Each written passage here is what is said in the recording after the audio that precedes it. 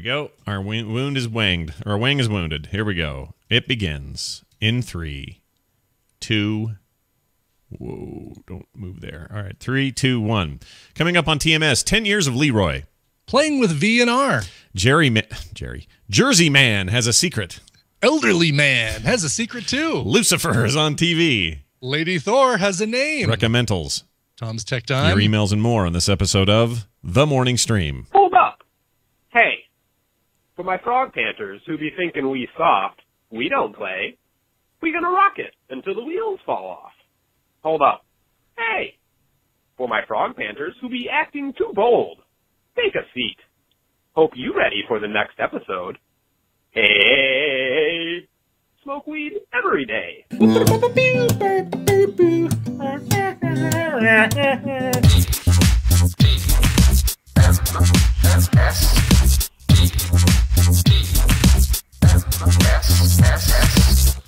The Morning Stream. Bread goes in, toast comes out. You can't explain that.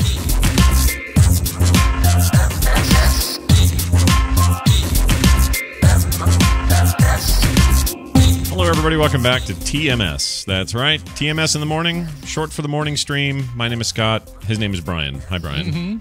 TMS in the morning. Are we gonna start? We're gonna start infringing on the Adam Curry, John Dvorak thing, John C. Dvorak thing. I don't know. What do they do in the morning? Do they? They do something about it in the morning, and it's funny because it's like they're love the show though. Right? Oh, like some kind of viral little thing thing that kind of centers around them. Which I don't know. Did they get that?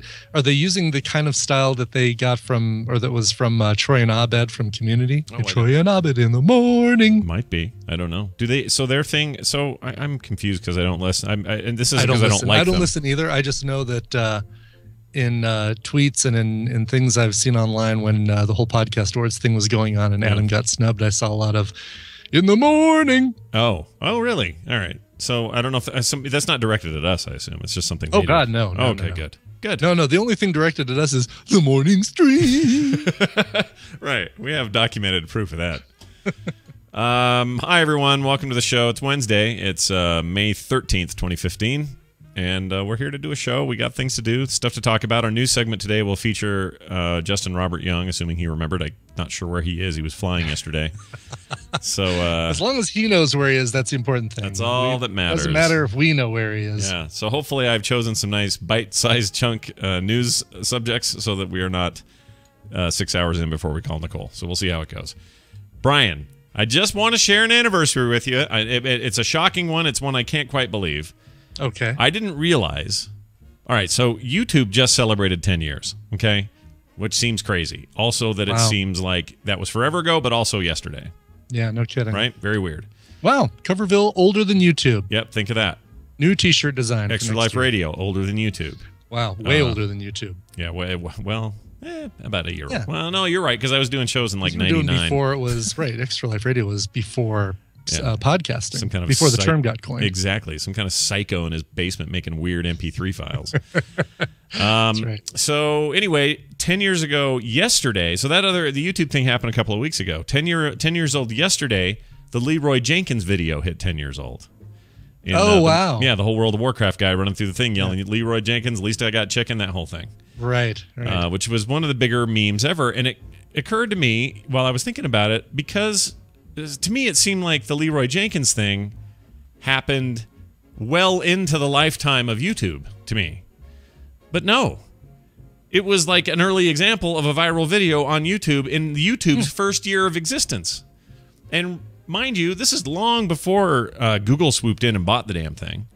Like, this is back when it was like those three dudes, and it was terrible all the time and always crashing, and they had like five people approving videos all day or whatever they did. The evolution of dance and the I'm trying to think of the first video that I saw on YouTube. It might have been Leroy Jenkins. That's what I'm thinking too. It could have been. Somebody would have sent me that. I would have seen that very early.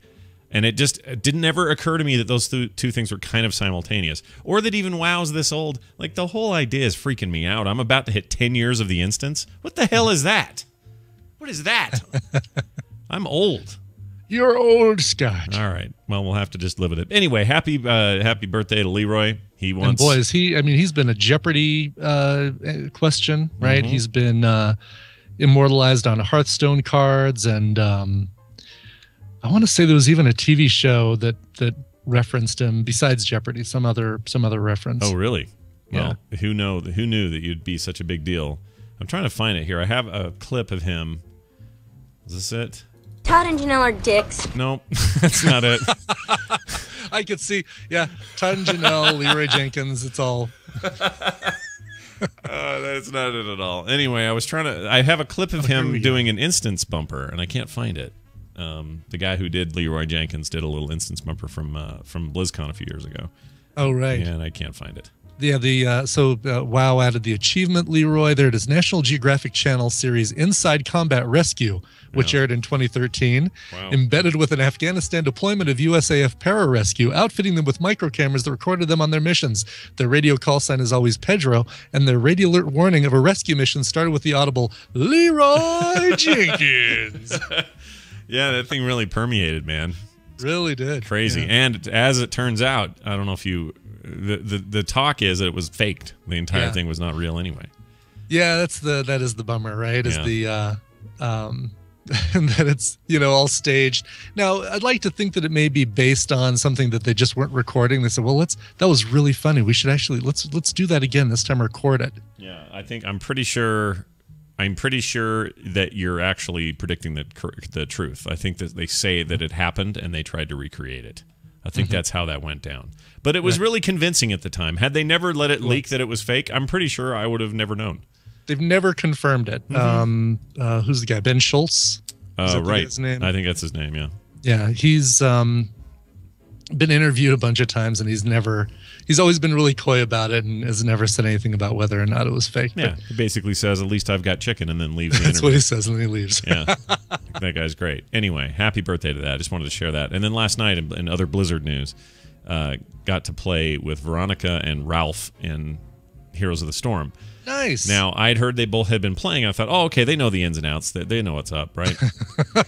It's pretty early on for V. I mean, she just started like less than a week ago, right? Yeah, she just bought the Founders Pack yesterday after the patch, and then bought the Nexus Beginners thing the day before. So just starting to get into it. Okay, I'm still not seeing the Founders Pack. I don't know what you guys are talking about the Founders Not Pack. Founders. It's called I think now they call it the Nexus Pack. It's a different. So it is the different Nexus name. Pack. Is it the one with like you get It's $39. Jim Raynor? Okay, it's the bigger one. Yeah, I bought that one too. Okay, good. Did you get it pre or post patch? Post patch, but I don't think it makes any difference at all. I It don't does. see. You got new stuff. You got better stuff. Oh, really? Yeah, you got mounts you wouldn't have got otherwise, skins, and a couple of characters got switched around that I think are better picks. So cool. Yeah. Oh, very cool. I was I also got a little rainbow bright donkey or something like that to ride around on. Should be a little goat. Yeah, a little billy goat. That's all A little rainbowy. rainbow billy goat. That's what it was. Lily's billy goat. Yeah, you get that for getting the Founders, and it's fantastic. As you run, little hearts poop out of its butt as you run. Oh, can't wait for that. Yeah. I'm going to try that out this afternoon after Coverville. It was really fun, though, and they got up to speed quickly, and it's funny when you're not, you forget what it's like to enter a game like that and not really know the rules and things. Like Ralph's thinking, oh, well, I have a healer character. I should just stand back and heal people. Doesn't realize that, no, you need to be doing damage, and there's all sorts of things for you to be doing. I made that mistake last week after Raid when I played the Thursday night after Raid, and I randomly picked a healer character because I'd never played him before, and realized really early on, oh yeah, basically the 3 moves he's got when he starts off are all healing moves. Yeah. And some of them are more. Some of them have hybrids, like big time damage on the one hand, and then on the other hand, it can totally help heal or support or whatever. Right. So they're all play very differently, and it was just interesting to see it through the eyes of people who I respect as gamers, but who have never really played before, and it was an interesting time. I'll say that. We won our second game, so that felt good. Oh, very good. Anyway, I love that game. I can't stop. I have a problem. As soon as that patch hit, I went and bought freaking Kael'thas for no reason, just $10, with the sight unseen. It's like, oh, is he any good? I don't know. I don't care. Here's my money. Blah, blah, blah. What's the deal with Kael'thas? Anyway, enough about that. Let's get Daryl on this line. Okay. We're going to get him a little tad early compared to usual because I'm anticipating an incredible time with Justin. We know we're going to have a little bit of Justin time. Yeah, and I love that time. I don't want to short shrift that time. No, definitely not. And he is aware. We heard from Justin via text, and he is Yes. In his words, the North remembers. It says, That's to how he you and phrased it. Brian, the North remembers. And you said Justin Robert Young, Pepperidge Farm 2. What? I just said Pepperidge Farm too, and I don't know why. You're reading your text. With the name, they're actually. in reverse. Okay, I got it. Hey, Scott, don't be a dummy. All right, what are we doing now? Oh, yeah. How about this right here?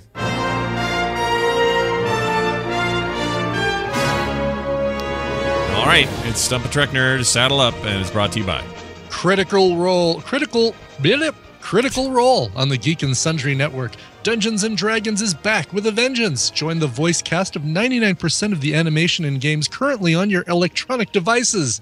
3 years ago, 9 professional actor nerds started up a game of D&D in their off time, and now that casual game is a weekly adventure on the Geek and Sundry Network. Watch live every Thursday on the Geek and Sundry Twitch channel at 7 p.m. Pacific Time and catch up on past episodes over on geekandsundry.com. Grab some dice and come join us on Critical Role. So this and by is- the way, yeah. it's ROLE if you're doing a search for it. Love when people put homonyms, clever little homonyms in their podcast names. It makes it really easy to search. Yeah, super easy to find. That is, by the way, sent in to us by a good friend of the program, Liam O'Brien, who, Oh, awesome. speaking of Heroes of the Storm, I was playing with somebody on our team who was playing Illidan Storm Rage yesterday, and that guy is spouting off Liam O'Brien all the time because that's his voice. And so anytime he says something like, go find a healing fountain, it's Liam saying it to me. Which is fantastic. So anyway. Oh, that feels good. That sounds good. If you guys played Last of Us, that's the game on the PlayStation 3 or 4. What's her name? The girl, Ellie, the character Ellie, I think. Yeah, right. Her voice actor also plays in this weekly game. Like anybody and everybody who you've ever heard in a video game, I swear to you, are playing D&D on Geek and Sundry. It's amazing. So check it out. It's fantastic. Nice. Daryl, are you there? Yeah, and you know who got me into WoW? Who? Well, the reason I decided to finally play it, I had some friends that were playing it for about 6 months trying to get me to play it, and I just wouldn't do it. And then I saw the Leroy video, and that same day I was in. That put you over the top? Wow. Yeah, that got me in. That's great. What would it take to get you back in now? About 4 more hours per day of Yeah. Somebody trying to get me into it again for 6 more months. Yeah, and yeah. another Leroy-like thing. Yeah. That Leroy thing was pretty special, I have to admit. All right. Well, Daryl, let's do something special in our own right. Let's do a Next Generation episode question in the Stump a Trek Nerd series that we've been doing, a venerable series since 2011. You're here to do it. You're here to answer it. You're an expert in the field of Star Trek. By the way, next week, Futurama questions from Daryl to Brian and I. That's the plan. Oh, nice. Oh God, I'm going to be horrible at those. I've not watched every Futurama out there, and it's been a while since I've watched any of them. Brian, I want you to close your eyes, and I want you to just fall back into my arms and trust that I will be there to grab. You're going to be my trust fall Yep. catcher. I will hold you. You'll hear one and you'll go. You're going to be my catcher, Scott Johnson? You'll go. You'll say things like, oh, yeah, I think I do remember Bender saying that. And then I'll say, right. Yes, Brian, Bender said it. And then together, like a symbiote relationship, we will answer those questions in the affirmative, and we will win next week. That's my plan. Perfect. All right. Daryl, here's your damn question. In the Next Generation episode, the Royal Riker, or the Royale, the Royal Riker, that'd be cool. Royal Riker. I like that one. This is the Royale. That's where he eats butter. And yeah, exactly. Butterman. Riker, Data, and Worf are trapped in a recreation of a hotel from a book. We've talked about this episode a lot of times. The people here are all characters from the book. One of them is plotting against one named Mickey D. This is over a woman. What is the name of the woman his hotel employee is willing to fight Mickey D over?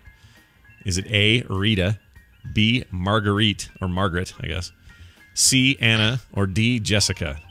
Rita, Margaret, Anna, or Jessica? Which of these ladies is the ire, or is in the eye of, what's his name, and is willing to fight Mickey D over? I want you to think about it while I grab something. Hold on a second. Okay, we don't have food to test. I just had to get my gunners because my eyes are burning this morning for some reason. Okay. Daryl, it's now to you to do this. Hey. Give us today in Trek history. On this day, way back in 1966, the outline for the TOS episode "The City on the Edge of Forever" was submitted. Ooh, is that how it works? An outline? Is that how we get started with an episode? Yeah. Well, actually, they called it a treatment, but I think that's silly, so I call it an outline. I invested in some screenwriting software because of a project I can't talk about yet. But yeah, you're writing a movie. I've never done that before, like ever used that kind of stuff before, and it is kind of rad. Like the way that stuff works, you never really realize it. And I know everyone's seen screenplay, but the way it's just laid out, it's like, here's a character. He says this. Then there's a little flavor text that says, around the corner lies 3 men who all look a little shifty. And then the next thing the character says, hey, there's 3 guys back here. Let's go get them, or whatever. It's the way to it's the side and yeah. allows blah blah blah to walk through. In my head, I just see it as a book for some reason. But yeah, it's like this. It's like this weird outline, which is probably similar to what they submitted for that episode. So there you go. Nice day in Trek history. Still considered by most people to be the best of the original series, that one. I would assume. Yeah. Must have been a good outline. Good job. Maybe even the best of everything. Who wrote that one? Who's the writer? Do we know? Harlan Ellison, isn't he? Yeah. Oh, all right. Oh, well. Wait, he's Harlan very Ellison. good. He's a very talented writer. Oh, yeah. Didn't he do other things? He did a lot of other things, right? Yeah, he did a bunch with the TOS movie also, the first one. Harlan Ellison. The He's motion also picture. done what wasn't Snow Crash. What was it? It was He's still with us. thinking Larry. Am I thinking Larry Ellison? You might be. Okay, here we go. Oh. What? Okay, works. Novels, short story collections, nonfiction. Oh, there's a lot. He's written some video games, too. I Have No Mouth and I Must Scream was one of his books. Also made into a video game, it looks like. Yep. He's 80 years old and still kicking it, and is famous for a lot of stuff. So there you go. Good job, guys. Yeah, man. Good job, man. Snowpiercer. That's it. Snowpiercer, not Snow. Oh, he wrote Crash. Snowpiercer? No, not Snowpiercer. The French thing? No. He didn't write Snow That wasn't Crash. him, was it? No. No, it couldn't be. No. There's no snow. I see no snow in here. It's funny. It's like 2 people mentioned Snowpiercer, and I don't think that's right. No, Snow. But somebody else did mention Snow Crash. Is it Snow Crash? No, Snow Crash is written by... It was Snow Crash is Neil Stevenson. Neil Stevenson. Right. Who is... Isn't he the one that's...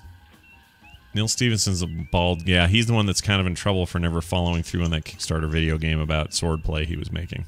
Right. What am I thinking of with his work? Oh, well. He's 10 years our senior, this Neil Stevenson fella. Mm-hmm. Anyway, Daryl, good job. Way to go.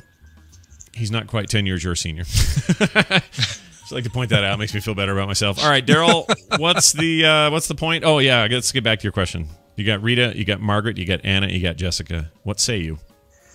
Okay, well, one of these rings a bell. Jessica was a rabbit, and I think that's why that was put in there. That's the distractor here. Okay. She was a rabbit.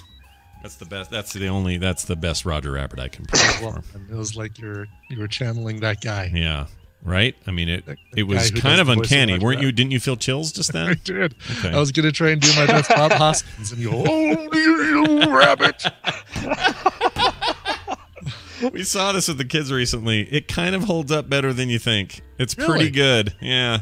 I was surprised. I thought it did. In fact, I remember first viewing in, 88 or whatever what came out, thinking it wasn't good then. Thinking then it was like, oh, this is overblown and not very good. I actually think it's better now. Did the kids enjoy it since they didn't have all that nostalgia for all the comic characters the cartoon characters they pull in there as cameos? Well, weirdly enough, I think they kind of do because I shouldn't say forced it, but I but you had them watch all those kinds of things anyway. Oh yeah, we were huge on it when they were little. We would go, you get those big DVD compilations at Walmart or whatever that had all the old school stuff. We'd bring tons of that home. We'd watch Tom and Jerry to the end of the day. Like, they loved it. So I think that's cheating a bit. I gave them nostalgia where there would have been none otherwise, but so they appreciated that. Like Droopy would show up and they go, "Oh my gosh, Dad, Droopy's in this!" And in fact, at the end of it, Carter goes, "How did they do this?" I said, "What do you mean, the technical thing?" She goes, No. How did they get all the rights to do this?" Yeah. And I'm like, "Oh, look at us!" And I miss at the time, I think she was 17. I said, "Look at us at 17, already thinking about legal rights and how this all works." But I don't think you make that movie now without it costing too much. Like, there are so many crossovers. There were Disney characters. There were Warner Brothers characters. Yeah, all the Warner Brothers stuff, Yeah. the Popeye stuff, the Tom, Yeah. like everything was in there. Metro Goldwyn Mayer, all that stuff. So I don't know how you get away with it today, but it was fun. We really had fun with it. It was good. The Hitman Weasels that work for the main bad guy, they were fantastic. They were great, great mobster stereotype weasels. They were fantastic. Anyway, now let's talk about the terrible episode, The Royale, which has nothing good in it except this question. So what do you think? Okay. Rita, Margaret, Anna, Jessica.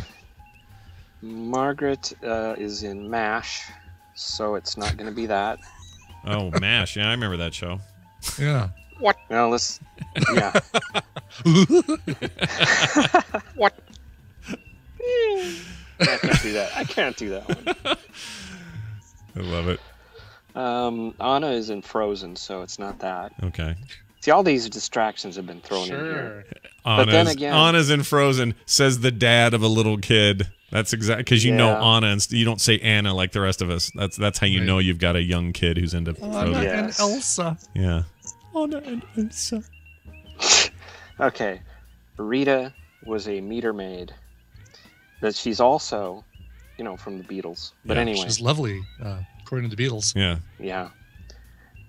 So I think it's Rita. All right. And I went all through this for nothing because I just wanted to say what all these things were. So you knew it was Rita the whole time is what you're telling me. I had a good feeling about that. Yeah, it was Rita. Side question. Is there a goofy horse in every Disney movie since 1990? Think about that for a second. There's a goofy, either talking or yuck it up kind of horse in every movie. And I can almost name them all. Hercules. Goofy Pegasus, right? Mm-hmm. Goofy Pegasus. The long-haired girl one. It's Tangled. Oh, Mulan. Oh, Tangled. Okay. Great horse in there. Fantastic horse. The Disney movie, the redhead. What's it called? Freaking Brave. Brave. Had a goofy horse. Her horse was a goofball. Okay. Frozen, total goofy horse. Lion King. Lion King had Goofy Zebra. Did you go with a Goofy Zebra on that one? I think it might have. It had some kind of... Did it? I don't remember now, actually. I don't know if the animal-based ones are going to be good examples, but anything where there are people, there's a horse. There's always a Certainly damn not horse. car-based movies. No. Or plane-based movies. No. Or fish-based movies. Sure. But if you're, especially the traditionally animated stuff, I just swear there's always a big, wise-cracking goofball horse who... Aladdin. Was there one in Aladdin? May have been a camel... a horse-like creature, maybe. Gotcha. Okay. So yeah. So they are saying it's technically a reindeer in Frozen. So really, we're just saying a horse-like creatures. Yeah. Horse is the basis, but it can branch out some. Just a horse with antlers. I don't know. Something Mulan? to think about. Was there one in Mulan? Yeah. Toy Story had it. Toy Story 2, anyway. So, yeah. Bullseye the horse. He was he was cracking wise. Buzz's not Buzz, Woody's horse. Sure. Yeah. Is that it? Camel and Aladdin. All right, got it. The monkey was like a horse. What?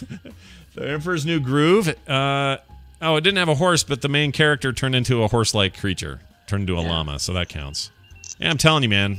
It's a real thing. It's a trope, and then we just all turn a blind eye, but it's there. It's happening all the time. It's happening. Amazing. Help. It's happening. Help. Help. All right, Daryl. Good job. Oh, wait, I didn't tell you if you want it. Television highlights. The news. Stop. All right, there we go. Congratulations. You're a winner. All right, you won. It was freaking Rita. Here's a clip about... Award-winning podcast. Here's the clip here. I'm finally getting some smarts. You think you're going to scare Mickey D with that gun? I'm going to make him leave Rita alone. Kid, she's a big girl. And she's Mickey D's girl. Not anymore. Not after tonight. Look, kid, I like you. I don't want to see you get hurt, especially over some dame. Don't call her that. You'll see. You'll see how tough Mickey D is. He's nothing. Mickey D. That's where I get my my McDouble when I go there. Sure, yeah. Daryl, good job. Listen, you did Mac. it. Yeah, listen, Mac. I know you think you're big, But you're only a quarter pounder. but I think you're a chicken. Nugget. Daryl, good job. You did it. Way to go. We'll do it again tomorrow. Daryl's the Trek Nerd on Twitter. He's This Week in Trek, thisweekintrek.com, and the Grumpy Cast, not the Drumpy Cast. And play a game with us. What do you got there? Is this a Star Trek character or a recalled IKEA product? Oh, wow. Okay. Ready. Just like before. Minen. Minen. Can we get a spelling on that? Minen. Minen. By Minen. I expected that. Where's Commander Worf? Goodbye, Minin. Or it's the Minin tiny room 4,000 table thing. Right, exactly. The Minin plant holder Fjorgenfliegen. Minin.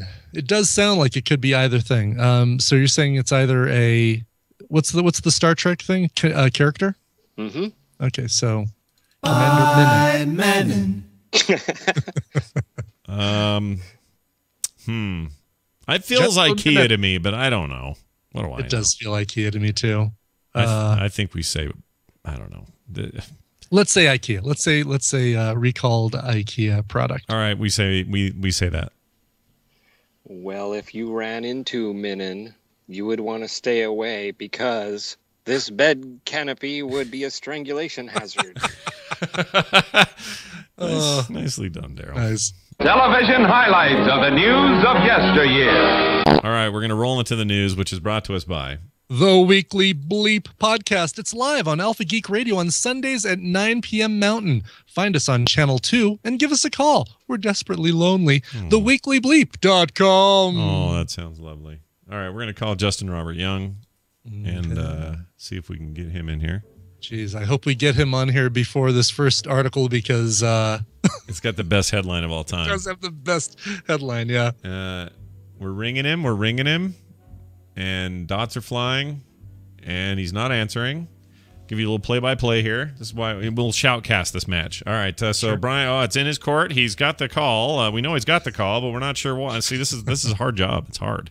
It is, yeah. I don't think I can do it. Hold on, he passes to Brushwood. Brushwood grabs the ball, takes it down the field. Oh, I see why all this conversation happened in the text. There's a photo of him in like the fisherman's wharf clothes.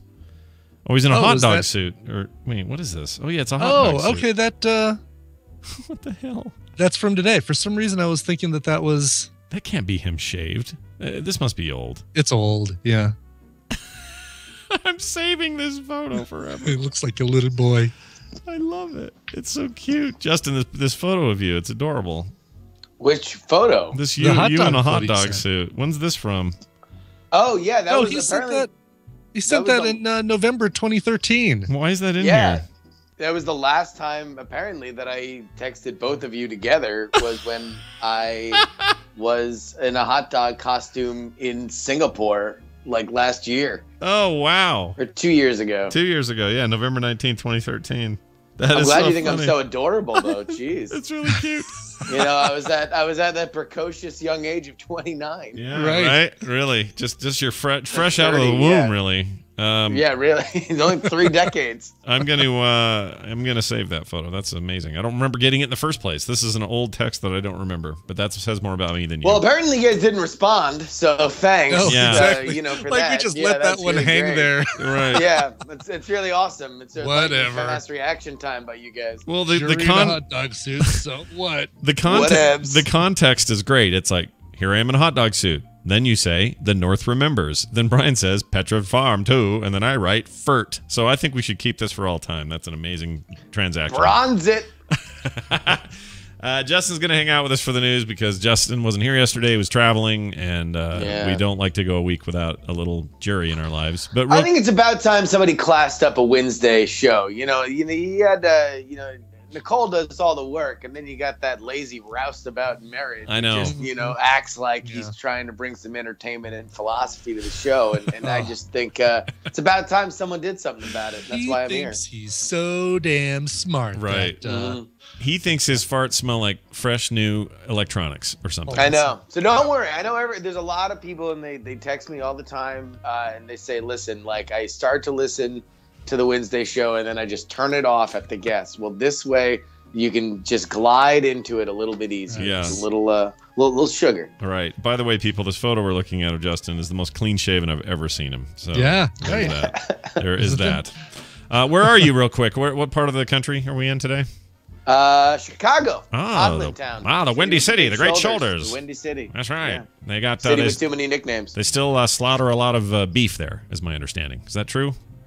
Love it. Yeah, they're just in the street. People are cattle's grazing around, and somebody puts a knife in its neck. I went In to this very hotel, as a matter of fact. I went to Chicago one time and loved it there, and I don't know. I need an excuse to go back because I really liked it there. Take Kim one of these years and go because it was beautiful. Yeah, Chicago is great. Chicago is, I mean, number one, understand that every other mid-sized American city is basically Chicago. Chicago's kind of the template. Like, it's got a downtown and then a bunch of other neighborhoods. Yeah. It's basically all the suffocating, like, if you took the suffocatingness of, like, a New York City and imagine that was like a little ball of dough, and then you just took a pizza roller over it and spread it out. That's basically Chicago. Yeah, I would agree with that assessment. Plus, they got those crazy trains where Steve Martin can think longingly about his week spent with John Candy. It's a great time. It's a good time. Yeah, I had some amazing pizza there, which is always the stereotype, but it really, truly was. Richard Kind, famed character actor. He played the second-in-command Grasshopper in Bug's Life, for example. Mad About You. Yeah, Sure. Mad About You. He spit on me by accident during a Second City show when he was with Second City way back then. And, well, that's cool. He didn't mean to spit on me. He was very kind. By the way, I will take offense. That's not pizza. It's pie. Oh, sorry. Like, it's just pie. All right. Like, and I don't mean to say that in any nice way. Like, screw it. It's really too thick. And also, it takes 30 minutes. Like, since there are some foods that you just need immediately, you know? Yeah. Like, it's like, oh, I'd like some pizza. Oh, okay. Well, here, fill out this mortgage application, and it'll be done by the time your pizza is. That sounds about right. We'll go get some pie. I really enjoyed it there. And here's the cool thing. So I was like, I don't know, 18 or something. And I had a sketchbook with me. And I decided to draw the entire cast of that year's Second City and then send the sketchbook back with a waiter who thought it was cool. And then he had everybody sign it. So I have it signed somewhere with Richard Kind's signature and all these other people. The sad thing is, this is the one year where the biggest star who came out of that group was Richard Kind. Oh, yeah. Nobody else went on to do anything. So sometimes the bear gets used, guys. That's right. Well said. Let's start with this headline. New Jersey man hides gun up ass.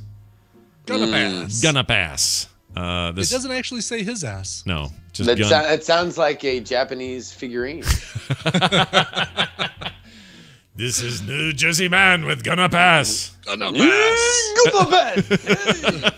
A New Jersey man was involved in some risky business last week when he was arrested by New Jersey police and found to have hidden a stolen gun up his butt, the New York Daily News reports. I'm sure that's exactly how the New York Daily News reported it, too. Yeah, hidden up his butt. Darquan R. Lee, age 21, was arrested in contempt of court warrant last Friday afternoon, according to officials from the Bridgetown Police Department. According to New York Daily News, the trouble started with Lee when he asked to use the bathroom. Cops suspected Lee may have been hiding something else when he first asked to use the bathroom, but said he'd rather not go into the bathroom after all. And they mentioned that they would search him and inspect the washroom before and after. Strip search later, it was revealed. Guards in the county jail said they found a .25 caliber handgun up his hooter. It's a hooter? Well, that's what you call it now? It's a pooper. It's in the pooper. Hey, what's the hooter? Yeah. Is the hooter what's the hooter then? Is the hooter is the hooter would be boobs is normally, but right. Yeah. Have you not heard of Have you not heard of the famed chicken wing place that has? Yeah. Wasn't there some story about they're going to do an equivalent man one, like called Wang's or something? What was the deal? No, there's some sausage thing. Yeah, no, there was a thing, and there's a hilarious Amy Schumer sketch about a restaurant called Oh Nutters. Oh yeah, right. I forgot about that too. Anyway, the guy's in custody without bail. He's also without gun in his bum. So do you go for the safety method and put it chamber side down, like chamber side out, even though it's going to be a little harder to get in there? Or do you want to know what I feel like? If you're shoving a gun up your butthole, like that's just you're throwing safety, right? Like we've already made a lot of decisions in life that kind of make all of this a lot easier. And no offense, well, maybe some offense, but a .25 caliber handgun, that's no small potato. Like a Derringer maybe for Men in Black. Yeah. What you're saying. Well, you give me a Derringer inside of like a one of those eggs ladies used to keep their nylons in, a nylon egg. Put that in there, fine. Maybe, just maybe, I can make that work. But a gun with all its corners and nooks and crannies, forget it. That's a bad place to put your gun, buddy. Well, I know his new nickname's the Holster. Oh yeah, that'll carry you right to prison. Let's see. We got another good story here. I don't know why these stories are like this today. It was not because Justin was coming on, I swear. Yesterday was all pop culture and like comic books, and today it's like nothing like that. An elderly man, let's call him Elderly Man, with a prostitute under his bed, lost his housing subsidy. Suburban Philadelphia is where I spent most of my days. Yeah, born and raised. Is where this happened. Authorities say a man living there. You guys start making some trouble in your neighborhood. Were they up to no good? Yeah. Well, I had one little prostitute, and my parole officer got scared. He said, "You're going to jail." Doesn't rhyme, but hey. Smell you later. The truth hurts. Yeah, smell you later. Smell you soon. The suburban Philadelphia assisted living dude, and he was in an assisted living facility. Now he's lost his housing subsidy after officials found a prostitute underneath his bed. Yuri Monson. That's a great name. He sounds Armenian or something. It does, yeah. Tells the Intelligencer of Doylestown. Hold on a minute. Can we dwell on that name of that paper for a second? Yes. The Intelligencer in Doylestown. And it's not even the only Intelligencer in the country. Yeah, I've heard of others. I don't like that name. No, it's it intelligences you. Yeah. Yeah. What do you think of old-timey newspaper names there, Justin? What do you think of those? I think that they are very fitting for an industry that is slowly dying. Yeah, right. It's an old-timey name for an old-timey medium. Yeah. I've installed at the Montgomery Intelligencer in, where the hell is Montgomery? Not the Alabama one, I don't think. It was Northeast. Montgomery. It's like a... No, easily my favorite old newspaper name is the... New Orleans Times Picayune. Oh, the Picayune. Yeah, the Picayune is great. The Picayune's my favorite. Yeah. You don't prefer the Canton Repository? That's just, I mean, listen, that's one of those, you want to know what? Let's just call it the news. At a certain point. I understand there's some history there, but ain't no one gonna, fuss about it. If we just change this to Gazette? Is Gazette okay? Yeah. Just go with Gazette. If this is any indication of the state of newspapers, it just occurred to me as you guys were talking. I asked myself in my head, when was the last time I remember holding a newspaper and reading it? And it's been probably 10 years. And when it was like somebody left a USA Today at a Denny's, and I grabbed it while we waited for a table. It's now physical newspapers are kind of like snow to me.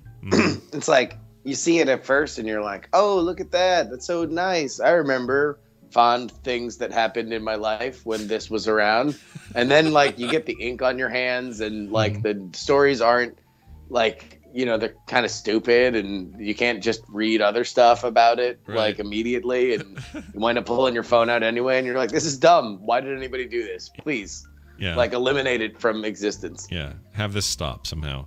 I don't know. Yeah. I mean, it's going to become, it's hard to say that it would become like records, like vinyl or other things that have that kind of nostalgic whatever, or this hipster kind of vibe to it, because it's not a business where you can scale down and just press a few vinyl records a year. It's a business that requires a huge infrastructure and crazy delivery. Newspaper presses take up, the entire basements of newspaper buildings, and sometimes have to actually have their own facilities if it's one of the larger. Oh yeah, ones.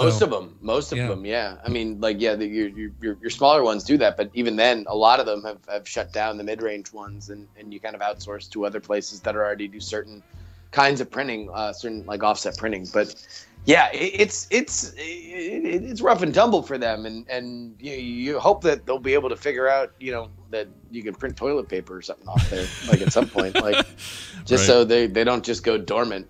Yeah, I was watching that documentary on the history of comic books the other day, and it's fantastic. People should watch it. It's like 3-part PBS thing, and it was Todd McFarlane who I had the honor of talking to once. Guy's a freaking genius and very interesting and fun to listen to. And he said in that documentary, and it just really stuck with me, and it seems super obvious, I know, but still something about hearing about one of the venerable names in history of comics say this was a big deal, and to me it applies to papers. He said, how did he put it? I don't want to screw this up. He said, I had to think long and hard about it. He was talking about how everyone's complaining that, oh, comic books as a medium are going away, digital and computers and internet, and it's ruining our business and all this.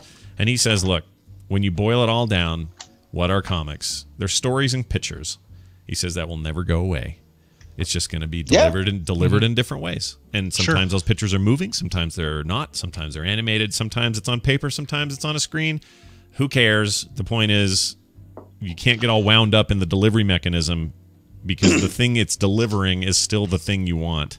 Well, and that's what really has stood the test of time is what is amazing about comic books is not necessarily how we read them, but the story archetypes for which they have popularized and continue to kind of rule the world. Right. And that's a legacy to be proud of. Not stupid paper that stains your stupid fingers. Mm-hmm. We actually, here's how old we are. We actually still subscribe to the Sunday paper here in Denver. Oh my gosh, Brian! What do you do with it? We do it for the ads. We do it for the Sunday circulars and the coupons and that sort of thing. But we used to have the daily, get it every day, but now we just get it Sundays. So man, I'll tell you what, you get on the phone for 30 minutes with like Shannon Morris, who's like crazy for couponing. You could probably knock out all of your couponing needs on like 4 apps. Oh yeah, Snubs, right, dude. No kidding, right? I follow her on Instagram. Like Instagram alone, she'll show giant photos of a table covered in things she got deals on. Really? No, it's to the point where, as her friend, I feel like somebody just needs to sit down and talk to her. Like it's like intervention time, basically. Is that? We were joking around. She was over, her and her husband Keith, and we were like, oh, so Keith, you're really excited? She brought home another haul of couponing stuff, and he was just like a man with 1,000-yard stare. Just got to survive the war.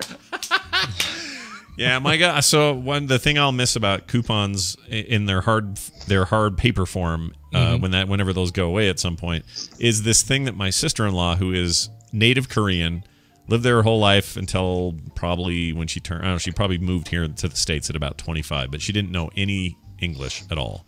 So kind of a rough early go of trying to get used to things. But one of my favorite things about her is she still has this very thick accent and very quirky kind of approach to saving money and pinching pennies until Lincoln's touching his own memorial on the back or whatever. I mean, she's really into it. So that's a great euphemism. So my dad used to say, pinch your nickel till the Indian rides the buffalo, but there's no Indian or buffaloes on those anymore, so it kind of doesn't work. Anyway, so she would come over to the house and she wouldn't even say hi. Like she'd come in, my brother would be like, "Hey, everybody," and everybody would say, "Oh, hey," and everyone would say hi. But she would come into the house and bolt room to room until she found where the newspaper was. She would lay it out. She brought her own scissors. She would lay it out and she would cut out coupons until the end of the evening's festivities, or as long as it took her to get all these coupons. Never said a word, never asked if she could do it, just this thing that she did, and I adored it. I thought it was the weirdest behavior, and I'll miss that when that's not a thing anymore, when she's forced to go online for her weird habit. Wait, this still happens? This happens like to this very day? Well, it doesn't happen now because we don't have paper anymore, but she still does the second thing she does, which is she'll come in the house and she'll immediately run room to room to see if anything has changed since she was there last. And look, oh, there's a new chair. Oh, they got a thing on the wall that wasn't hanging there before. Oh, weird. And then that's it. She does that every time. I think both of these are like textbook cases of obsessive compulsive. Yeah, I think so. I think so too. She's really. I'm sure there might be some really, I don't know. It used to drive definitely something that needs to be looked at. Well, it used to drive people crazy, but I find it endearing. Like there's things she'll say. Like she'll say things that she doesn't. She'll say things that offend people, but not really meaning to at all. Okay, I feel like we should probably move on. We probably should, but when she does that, well, I'll give you a soft one. Here's a softball. So Taylor got married last year, right? She's 20 years old. She got married, kind of young, but whatever. They were in love, and everyone's happy, and it's great. Sure. Been wonderful. Sure. So that happened, and she's got a daughter who's now, I think, a year or two older than Taylor. And she comes up to me. She goes, "It's so weird. You're so weird. Taylor already married. So weird. So weird." She said in her accent. And I said, "Yeah, it's a little weird, but they're really happy and this and that." She goes, "Yeah, April not getting married soon. Not soon at all." And I said, "Really? Why? Why you think April? She's abroad right now, but when she gets home, I mean, studying abroad, not." Yeah, you know what I mean? She's a real dame. So she goes, when she gets home, she's going to go to school and take a long time. She's in no hurry. People who hurry make big mistake. And I'm like, you're talking to the dad of the person you think hurried, or she says these things without meaning to. There are way better examples than that, but she says them. I know she doesn't mean to say things that potentially hurt people's feelings. No, she's saying that people who rush into it that aren't in love and did it the right way, like your daughter. Sure, exactly. That is exactly what she means. She's trying to be a major dick. I love it. Come in, look at the furniture, check out your coupons, and then say things you don't mean. And other people get offended. I just love it. I just freaking love it. Hey, can we talk about this Muppets thing? Yeah. Oh yeah. Let's do. I'm glad you brought that up. Was that on the docket? It wasn't, but I'm glad you brought it up because I meant to have it as a topic. And so, Brian, have you seen the trailer for the Muppets? Ooh, no, I haven't. TV show. Okay. I'll just step away and watch that right now. It's really good. Okay. I think. Let me just throw this out there. I think it is the format they're aiming for here. I think is the only way you get away with bringing a Muppets movie or Muppets show back on TV and have it be successful. I think it's a format that works as both a thing to parody and as a functional way to showcase these characters in the ways that they kind of tried to do back in the 70s. But the 70s thing was so on the nose and laugh tracky, and here's a performance piece, and then now let's go backstage and have Kermit argue with Fozzie about whatever. This is like The Office, but with Muppets in it. That's when we first talked about this a few weeks ago. They were going for the Office vibe. And Brian, the format, I don't have a problem with. I agree with you in terms of a behind the scenes. It's got Win Duffy in it. It does. It does have Win Duffy in it. But here's my issue. My issue is not with the format. And also, I don't really have a gigantic issue with it. Like, I think it'll probably be fine. There was just a thing that kind of rubbed me just a little wrong. And it is like that almost every joke is meant to be like these aren't your grandmother's Muppets. Like, they talk about real things like, traffic and sex and race and stuff like that. Yeah. And it's like, it certainly is writing a line. It's not like, there's anything that's like explicit, but it is just a little, like there was the moment in the trailer when, Miss Piggy is like, oh, you've moved on. And then it's smash cut back to the writer's table and Kermit looks over at this, sleepy-eyed pig ingenue and says to Gonzo or Fozzie, I forget which, you're like, well, what can I say? I'm attracted to pigs. And it's like,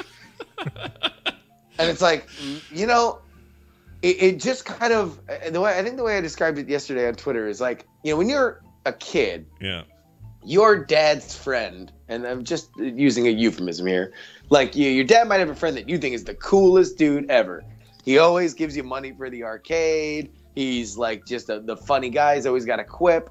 And then you get older and you kind of realize that he's an alcoholic lech who has been divorced twice. Yeah. Right? Yeah. Like you have a different perspective. Sure. And I just hope that that's not shattered because like Kermit, we went back and forth about okay, they've always been adults. Right. And yes, they have. Sure. But they've been adults in the way, from the perspective of the way that when you're a kid, you imagine adult problems are. Yeah. Your dad's worried about the mortgage, but you don't know what the hell a mortgage is. You just know it's something that he's gonna work out.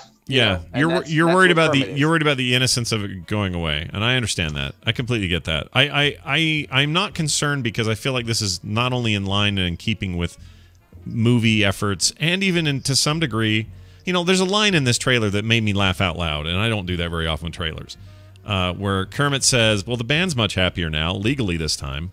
That's really funny. Because in my head, as a kid even, when I'd see the band, Dr. Teeth and his freaking whatever they were called, would come out. Electric Mayhem. Especially dude on the saxophone and the other guy that was like, hey, man, that looked a lot like Tom Petty, that one. You knew that these were just like the stereotypic stoner band. Like they were hippies. They had a big bus covered in flowers. Janice was perpetually high. Yeah, she's like, hey, man. Like, it was just so, it was so, to me, even as a kid, I was like, yeah, that's the stereotype. And you're right. The surface of that is just surface funny and has an innocence to it.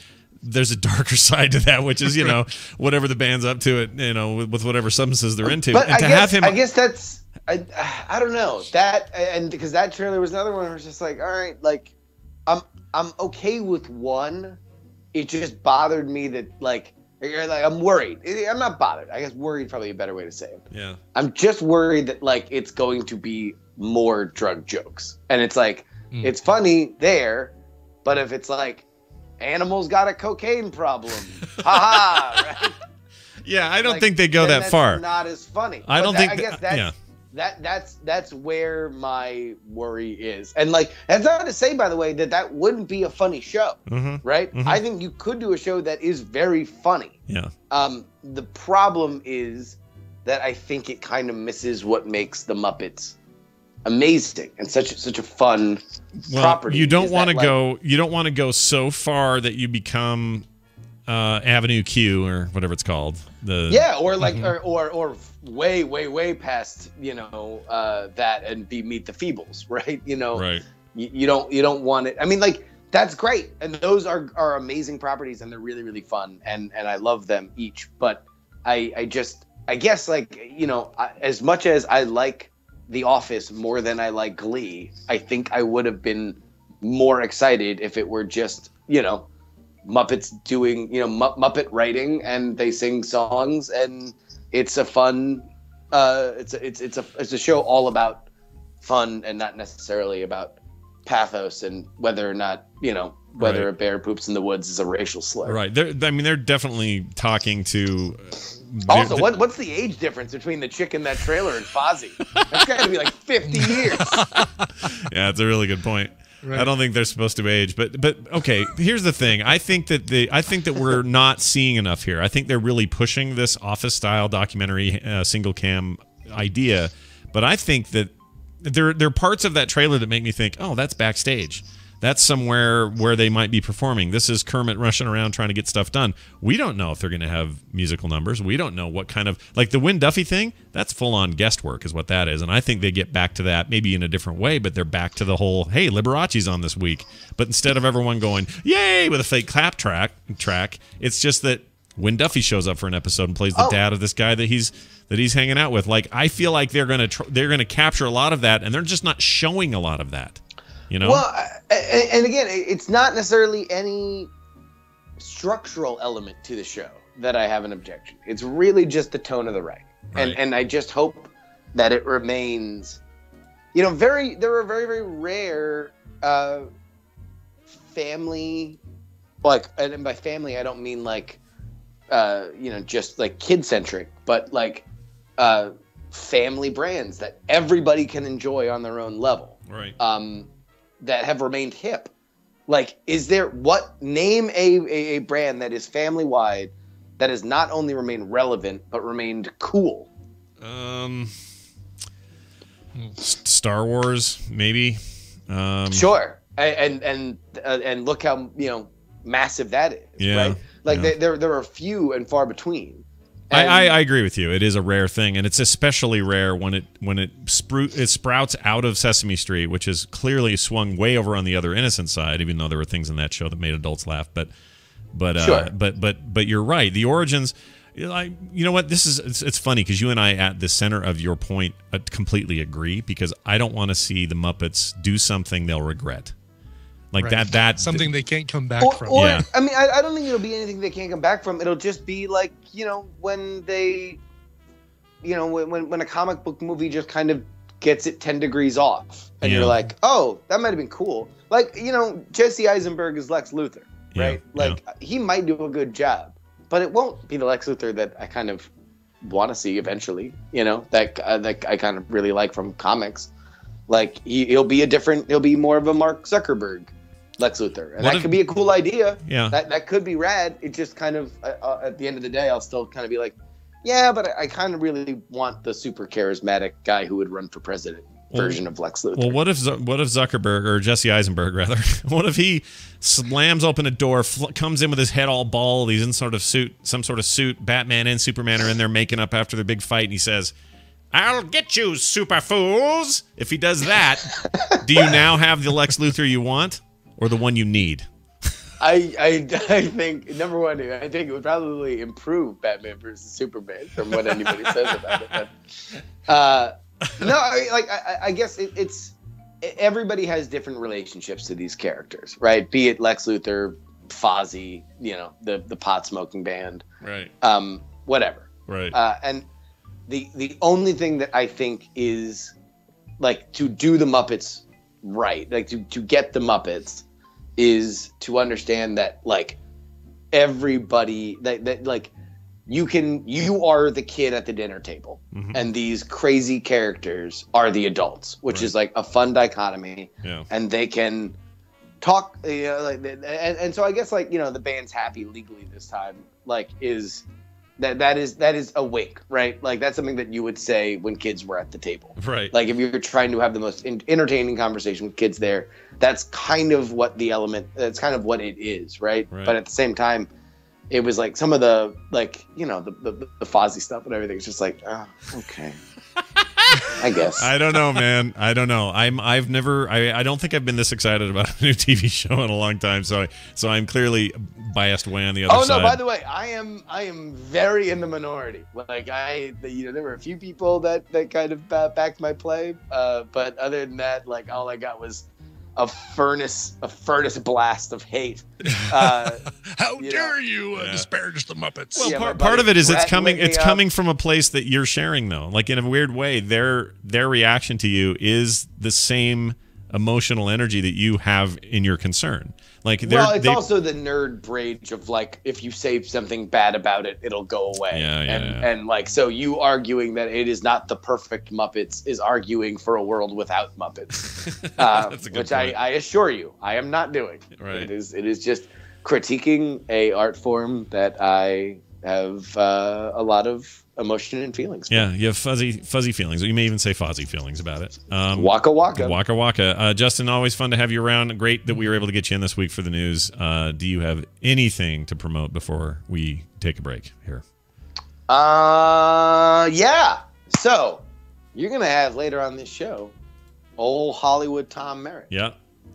He's gonna make his make everybody smile and learn them a little bit about tech news, right? Right. But you know what he ain't gonna do? What's he not gonna be do? on his own show tomorrow. What? Because he has to be a good human being and go to his nephew's graduation. Oh, However, that's right. I will be picking up the slack and hosting the show. Good Lord. So if you would like to watch me embarrass myself, then go ahead and check out Daily Tech News Show.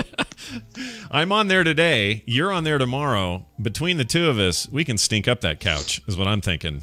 Tom is, of course, with me today, but man, that'll be fun. Who's your guest? Do you have a guest? Who's your?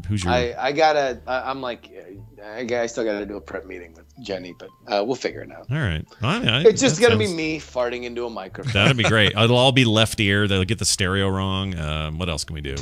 We'll mess that thing up. I mean, push comes to shove, I can always at least have Jenny and Roger, and that's always that would be a good show no matter what. Yeah, it would be. It's like a sitcom that never was. Justin Robert Young, Justin R. Young on Twitter. Have a safe time in Chicago, and we'll do this again real soon there. See ya. Bye now. Seep. Seep. Seep. What?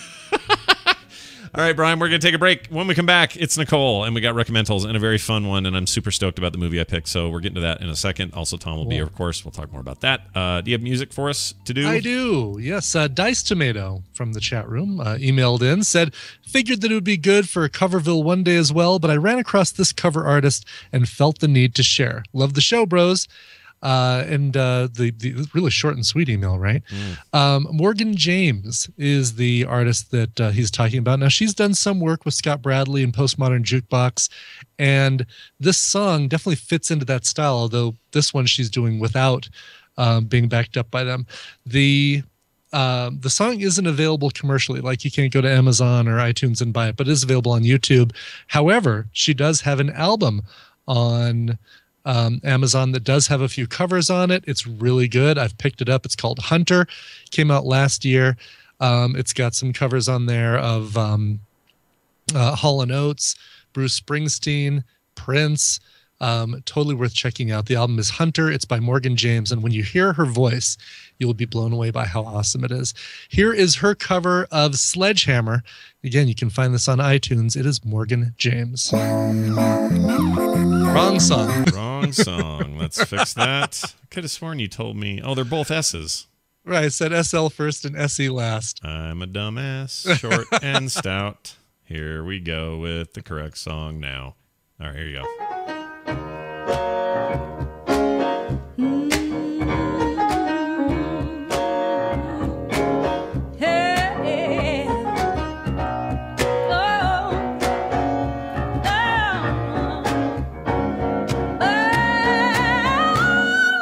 You could have a steam train if you just lay down your tracks. You could have an aeroplane flying if you bring your blue sky back. All you do is call me. I'll be anything you need. You could have a Big Dipper going up and down all around the bends. You could have a bumper car bumping. Yeah, the amusement never ends. I wanna be your sledgehammer. Oh, why don't you call my name? Ah, your sledgehammer. Yeah, this will be my testimony. Yeah. Yeah. Yeah. Yeah. Show me around your fruit cage, 'cause I will be your honeybee. Yeah, open up your fruit cage. Yeah, where there is fruit that is sweet as can be. Oh, I wanna be your sledgehammer. Yeah, why don't you call my name? Ah, your sledgehammer. Yeah, put your mind at rest. Why don't you? Ah, sledgehammer. Yeah, this will be my testimony. Ooh, sledgehammer. There could be no doubt about it. Sledge, sledge, sledge, sledge. I kicked the habit. Shed my skin. Shed my skin. This is the new stuff. This is the new stuff. I go dancing in. Go dancing in. Won't you show for me? Show for me. And I will show for you. Show for you. Won't you show for me? Show for me. And I will show for you. Yeah. Show for you. Oh, I get deep in the rhythm. Yeah, yeah. Show for me. I get deep in the rhythm. Yeah. Show for you. Oh, I feel that power. Yeah. Show for me. I feel that power. Hey, hey, sledgehammer. Sizzler brings the choices that you've been looking for, giving you the right to choose where all offering much more. I'm sorry I'm late, Mrs. Black. That's okay, Mandy. Teacher's pet. You have something to say, Trina? No.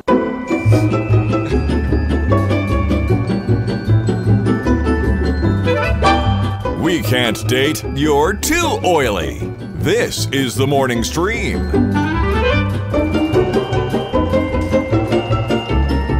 Okay, we're back. We're back, everybody. We're back. We're back. What are we doing now? I know what. No help? No help? You don't want me to help? Nope. Don't tell me. Don't tell me. Right. I think I know what to do. Yep. Skype confirms it.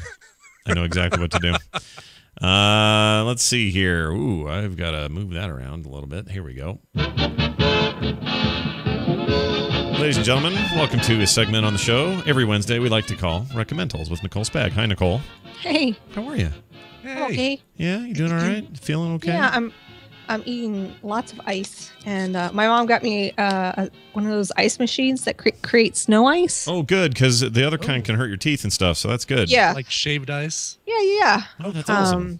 And wow, what a difference. Yeah, I don't know what it is about ice, but it just settles my stomach, and I'm like, oh. When I was a kid, I wanted one of those machines just so I could eat the ice. I didn't care about the flavoring even. Did you not get a Snoopy snow cone maker? No. That was it, the Snoopy snow cone maker. My friends all had one. I never had one. Yeah, I didn't have one either. Oh, we were clearly neglected children. I just posted a picture on Twitter of my Muppet memory since you guys were talking about Muppets. And it's around 1980. And it's me holding up the soundtrack for the Muppet movie. Look at you. Cute. And you got it's a CD even. No, I don't think it's a CD. CDs didn't come out until like the 90s. Was that like a little... Oh, no, it was like late 80s, wasn't it? Yeah. Yeah. It was like... Was it? Oh, yeah. But it didn't have a CD player. I had a tape player. I mean... That could have been a tape. That could have been some crazy packaging. Or maybe it was a 45 or something. Maybe it was trying like to figure out... little record. Might have, yeah, I know I had a record player when I was that age. Who's laying on the couch back there? That was my dad. Oh. He's having a bad morning. You're as happy as I've ever seen you right there. That's amazing. Well, I knew you were going to... well, okay, give me your opinion. What do you think about this new I can't Muppet wait. I agree with you 100% on we don't know what's going to happen. Yeah. There will be singing. There's always singing. Yeah. There has There's to be. always singing. There has to and be. I think the whole Win Deffy, that's probably how they're going to bring in guest people. Okay, I got an example for you. I want to give you an example that you'll hear me say this and you'll go, "Oh yeah, okay, that makes sense." Imagine an episode of Modern Family and they're at the high school and Luke is supposed to sing in the school play.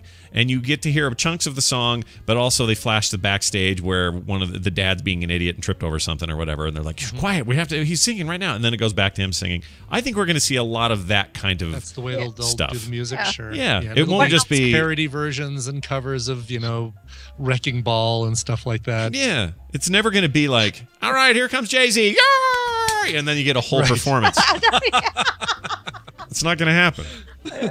I'm excited. Special guest, 50 Cent. I'm sure they will do nods towards classic Muppet tropes, like the yay. Yeah. So they'll acknowledge it. Now, Ricky Gervais is kind of I like Ricky Gervais a lot, but he's kind of a cocky dude. And here's my thinking. I'm guessing that he will, at some point, we're going to get an interview where he takes credit for giving the Muppet people this idea, since he was in the last movie and the creator of the British Office, which became the American Office, and executive producer thereof. I'll bet you money he takes some kind of open public credit for giving them the idea that this is how you bring the Muppets back to TV. And maybe rightly so. I don't know. Yeah, right. Well, and plus, I'm number what about, one. Jason Segel? Is he involved with this at all? Because I know he was also kind of leading the charge. Well, he's the one I think that really created the resurgence. Well, he was really, he put all his weight behind that Return movie, but I don't think he's had jack to do with it since, as far as I know. No, he was doing another movie when the second one was done, so he couldn't do that one. Yeah, I think he may be Muppeted out, is my thinking. Well, I'm done with that. I'm never Muppeted out. And by the way, if that, the part of that trailer that was kind of funny is they had that Muppet that was clearly not a Muppet. It was from, he was claiming he was in some special they did or whatever. That looked just like Dwight. No, I've seen him before. In what? I think he's fake. Are you sure? No, I promise you. He's been in Because I think he was seen supposed a lot to. of Muppets. I think he was supposed to look like Dwight. That was my. That's my impression. He's the one been with in the curly hair and the glasses. I have the Muppet Encyclopedia, and I can find him and tell you who he is. Find that guy because I will find him. Because What's that? I'm Encyclopedia? I I'm can't- convinced that was an office nod. I'm 100% convinced. But you proved me wrong, and I'll be happy to take it right there, I'll right take in a the picture of it and send it to you. yeah, right in the butt like a 22 caliber gun. All right. Oh, Cole, let's get to recommendals. It's time for us to do that. Our theme today is comedies that are tear jerkers, right? I can't believe you remember because I forgot. Oh, great. That's perfect. He didn't remember. No, I asked. I think I asked Brian the other day, didn't I? You did yesterday. Yeah. So was it yesterday? Yeah, I guess it was. It was yesterday. So I'll start because I'm so excited about my pick, and I hope this is one that others will remember or love or whatever, or maybe I'm alone in this. And I swear we've even talked about it before in some other context, but I'm going to play it for you now, except I forgot to drag it over. Hold on. Here we go. Just a second. Brian and I both have clips. Calm down, everyone. Okay, here we go. Take it easy for Pete's sake. Actually, where did yours go? Oh, yours is a link. That's why I don't have Mine's it. a link, Okay. yeah. So here's mine. You guys see if you can guess what it is. Here you go. Hello, I'm Lily McKinnon. Welcome to Meaty Boy. What would you like to eat today? A big boy burger meal, I bet. Yes. A big boy burger meal, please. Okay. Do you want the big fries? No. It's free. I'll give them to you. The big size, free. You'll save $1.50. Free. Okay. Do you want cheese on your burger? No, thanks. It's free too. I'll give it to you. You'll save 60 cents. No, thanks. No. Why? There's free cheese. Can't eat cheese. Oh, okay. No cheese. Okay, I'll just go and get that for you. Okay, order up. Kaylee, one big boy burger meal, please. Hold the cheese and one large fries. Come on, guys, let's try and make this happen. All right. Oh my God, that's versus awesome. Eagle. I love Eagle versus Shark. It's the other way around. Is it Shark versus Eagle or Eagle versus Shark? Eagle versus Shark is the Eagle versus Shark. Yeah. Either way, one of my Still a great movie. favorite movies ever made. Think of like, I don't know. It's like the bastard child of Napoleon Dynamite and Wes Anderson movies. Like it's got that quirky, weird people vibe about it. Everybody's a little bit broken. A lot of awkward moments where people are sitting in rooms staring at each other. It's Remind me of high school a little yeah, bit. it's fantastic. The girl who stars in it also wrote it. I forgot her name. Dang it! I meant to have all that up, and I don't. Anyway, Jermaine is just wonderful. yeah, and Lauren Taylor? Is that it? Yeah, Lauren Taylor. There we go. Taylor. Yeah, there she is. Oh, wrong one. I'm looking at some kid actor. Anyway, it's just a treat in every way and very funny, and I find myself laughing out loud at it. Doesn't matter how many times I've seen it. And Jermaine is great, of course, in it. Jermaine Clement. Have you seen his new movie yet? No, the vampire fake documentary thing. It's out on video on demand. I totally want to see that. Yeah, I haven't heard about that. Did you see it? What We Do in the Shadows. Yeah. And it's a mockumentary about vampires. Yeah. Did you see it? I kickstarted it to come to the United States. So I have an autographed copy, Blu-ray copy coming to me. Nice. And I'm like, I can't wait. So I'm going to just watch it on video on demand too, because I've been waiting. Oh, I think a couple of years now for this movie because it's just nice. Oh, this looks hilarious. Yeah, reviews are through the roof. People love it. Yeah. It's supposed to be great. So I love him just about everything he ever does. Yep. But I also really like all the side characters. I like this little girl that plays his daughter. I really like, what's her name, the main one, Lily. She just, I don't know what it is about her. She just is very compelling to me, even though she's a completely awkward, complete nerd. Their fake Mortal Kombat game they play when it's Eagle versus Shark is one of the coolest, stupidest things in a movie. Like, it's just, I just love it. And it feels so independent, so handcrafted. Right now. Yeah. And here's the important bit. Oh, it's on Netflix.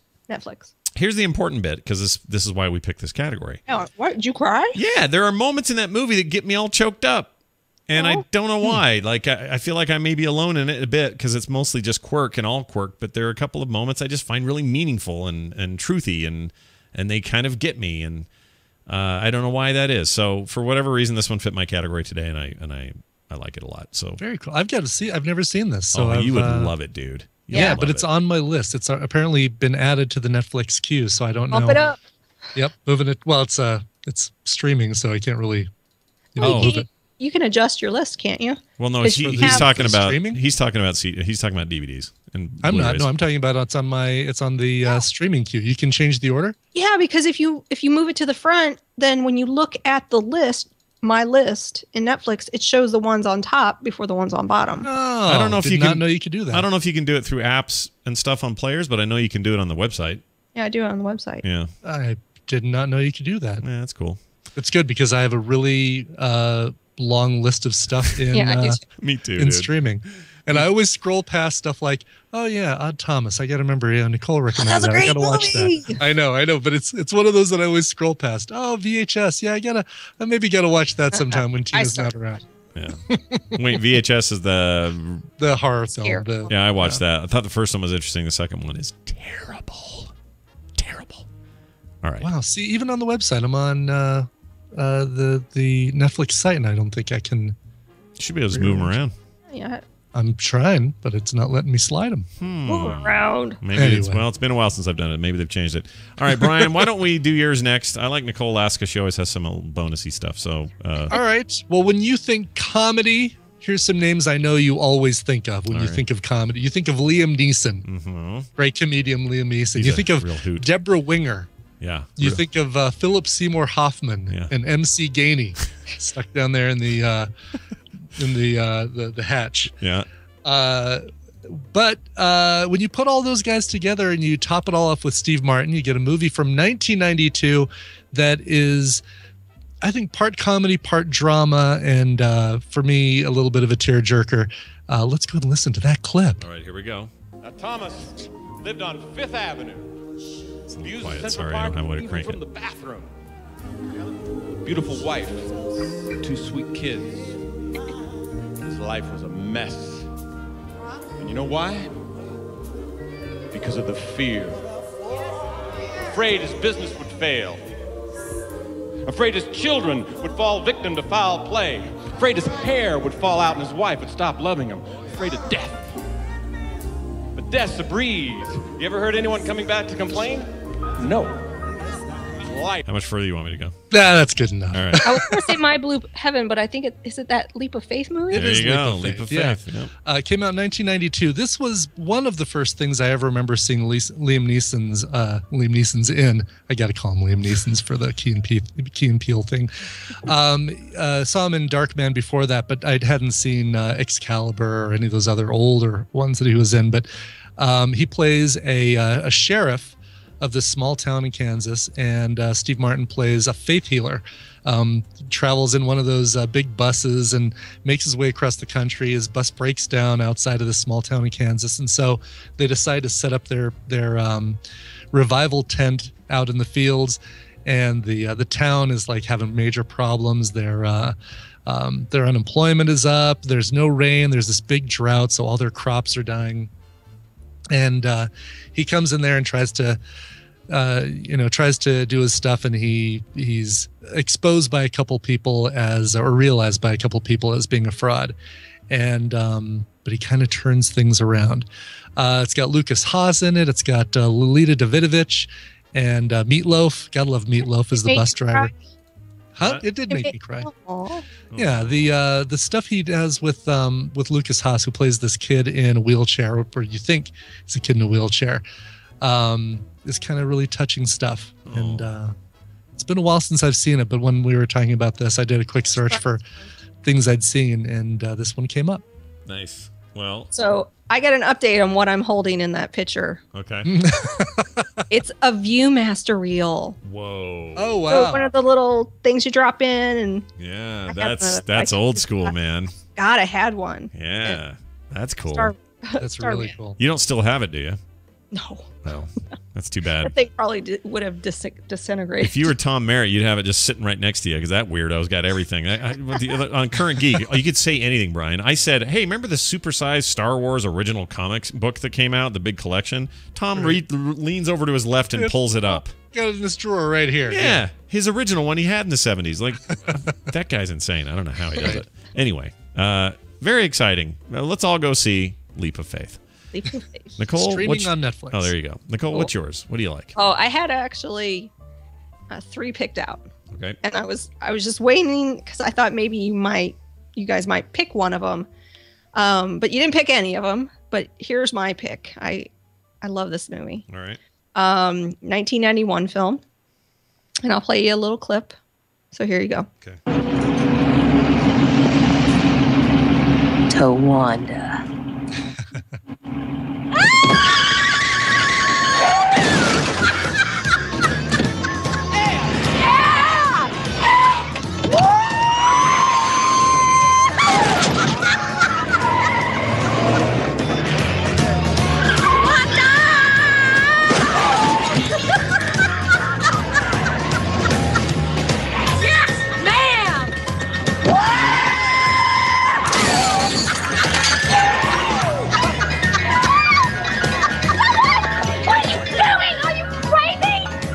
Face it, girls.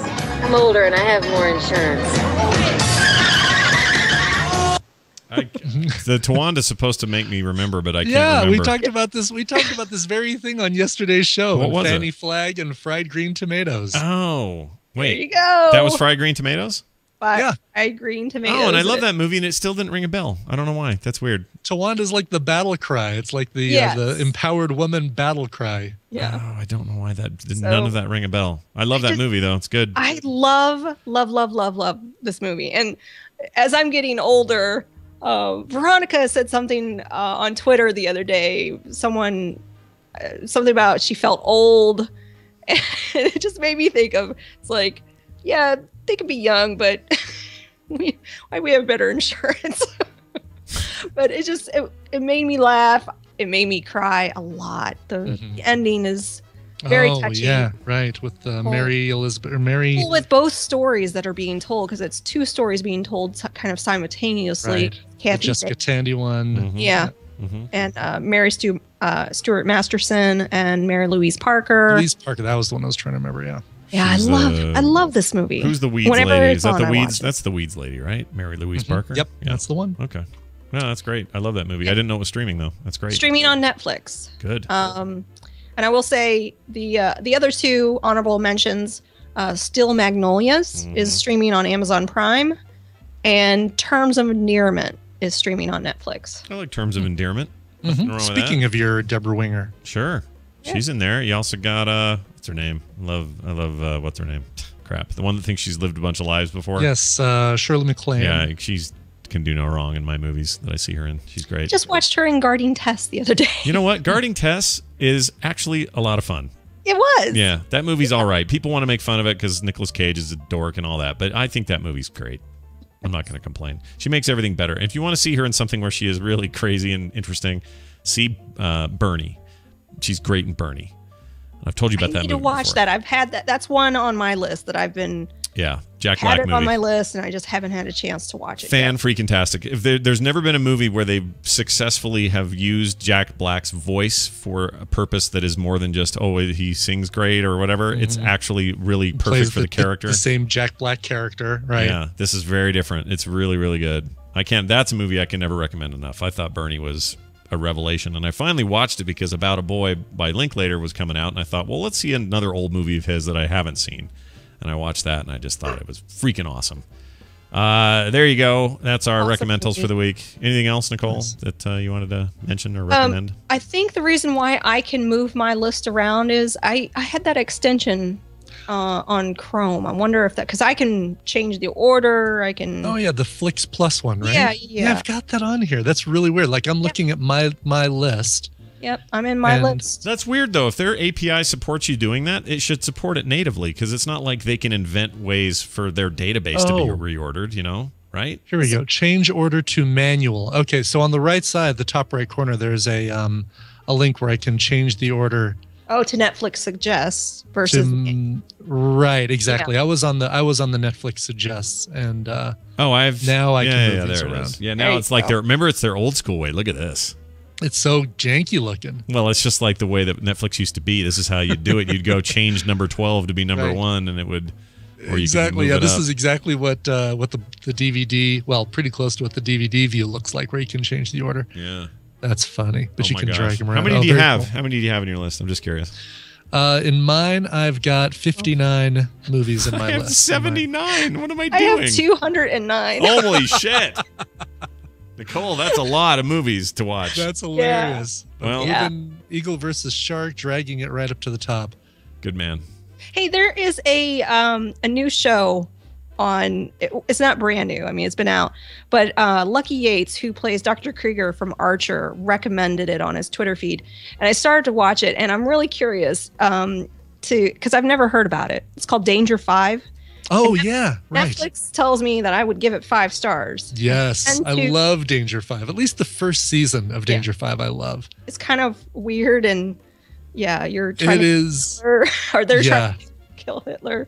Yeah, So- Brian recommended it so long ago, and now that it's streaming, I don't have an excuse, so I need to watch it. Yeah, at least watch a couple of the episodes from the first season. The second season hasn't grown on me as much. I don't know why, but so season 1 I think is some brilliant stuff. It's campy and weird, and at times I go, "What the hell am I watching?" Right. Sounds like I should be watching that.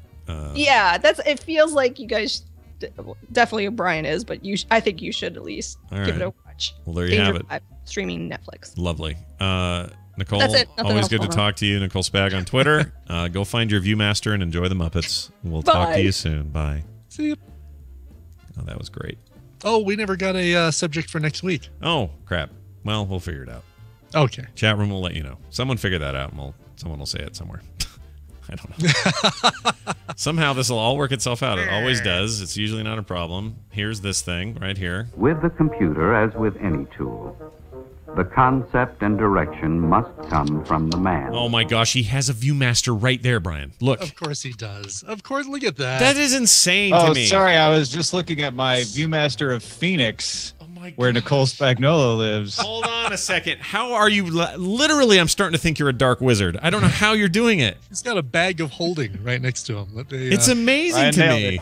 I mean, I'm not just on DTNS on Wednesdays with Tom Merritt. I'm on DTNS on Wednesdays with the Dark Wizard Zontar from the Fifth Dimension. Like the things I will share my secret with you someday, Scott Johnson. It's amazing to me. Like this is, you thought I was kidding earlier. Like you literally can. I feel like I should mention something right now. You're like Chris Angel on the street. I don't know what to think of this. It's crazy. Test the dark powers. Companion cube. Go. Yeah, he doesn't have that. No, Brian, the rules, it has to be made before 1989, Right. then he'll have it. Right, okay. All right. All right. Ladies and germs. Teddy Ruxpin.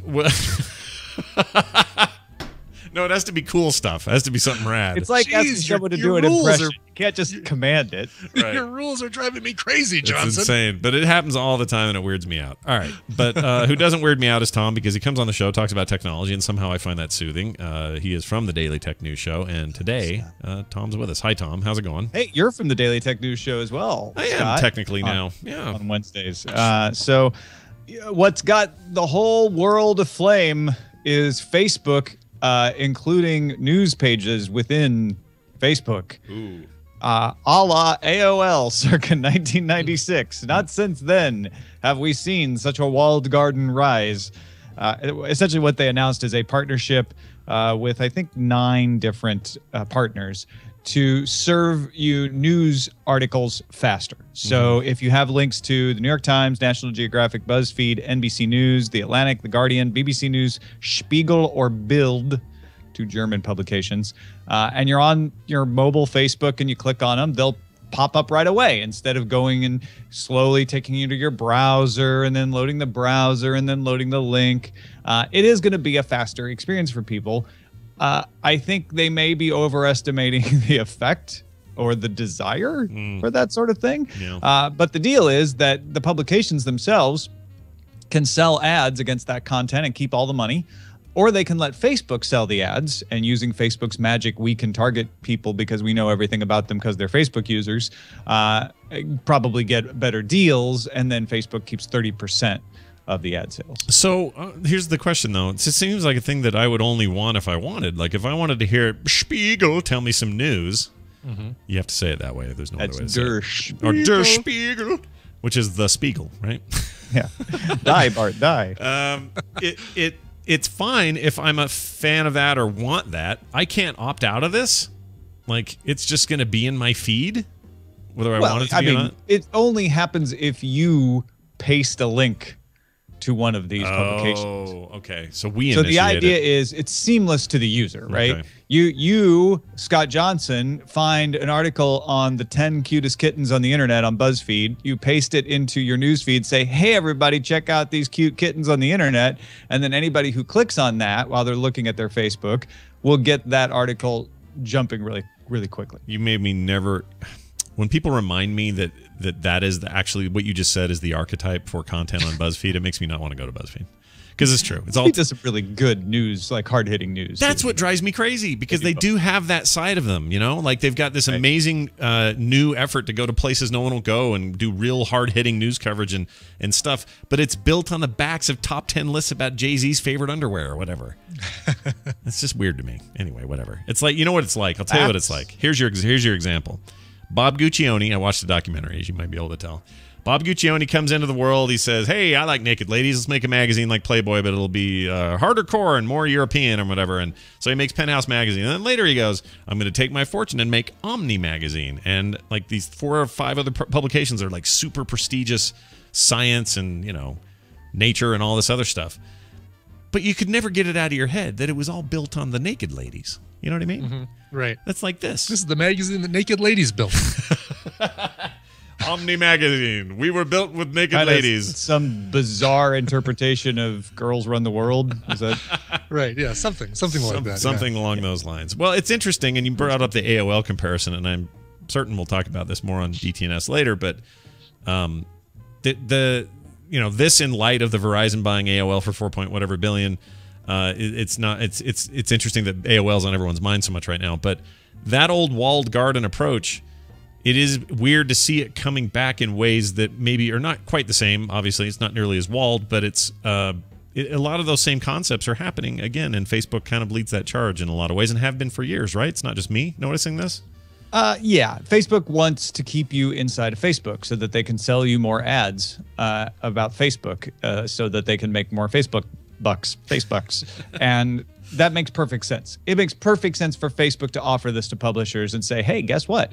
We're going to help you out because we know you're threatened by anybody who links out, right? Google News has been running up against this in Europe, where you link to people and they get mad because they feel like you're stealing their soul by putting a summary of the article up, right?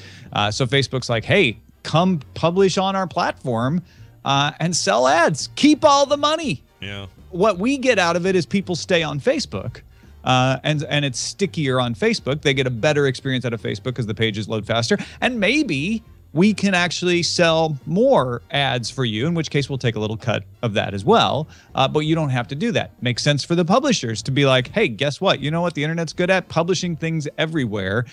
So as long as we can monetize it everywhere, let's publish on Facebook. I think what people are afraid of, and there's been a lot of reaction today, saying that this is like participating in Vichy France. I saw one reporter say, "Oh my!" I don't think it's like that at all. I think Megan McCarthy from Media Gazer, responding to Peter Kafka from Recode, said, if it's a success, maybe publications can start selling the content across platforms instead of just the numbers on their own site. So it could encourage good behavior from publishers to kind of stop trying to keep everybody on their own sites and start publishing the news more broadly. I also don't think most people are going to care. I don't think most Facebook users are going to suddenly be like, oh, I'm reading so much more New York Times now because it loads faster.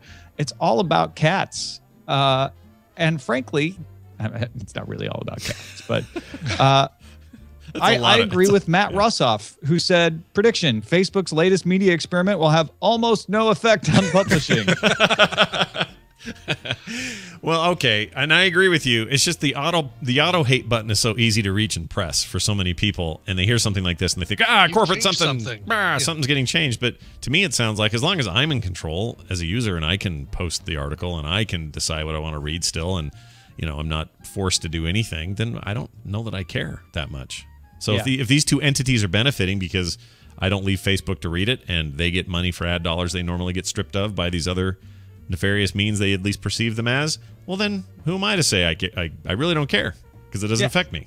It could be a bad trend if everybody decided that Well, all we need to do is publish on Facebook. Yeah. And Facebook has control of all of the information, right? That is the fear, and it's a legitimate fear were it to come true. Yeah. I personally don't think it's likely to come true. I generally feel like anytime we've had a walled garden that gets too restrictive, people bust out of it.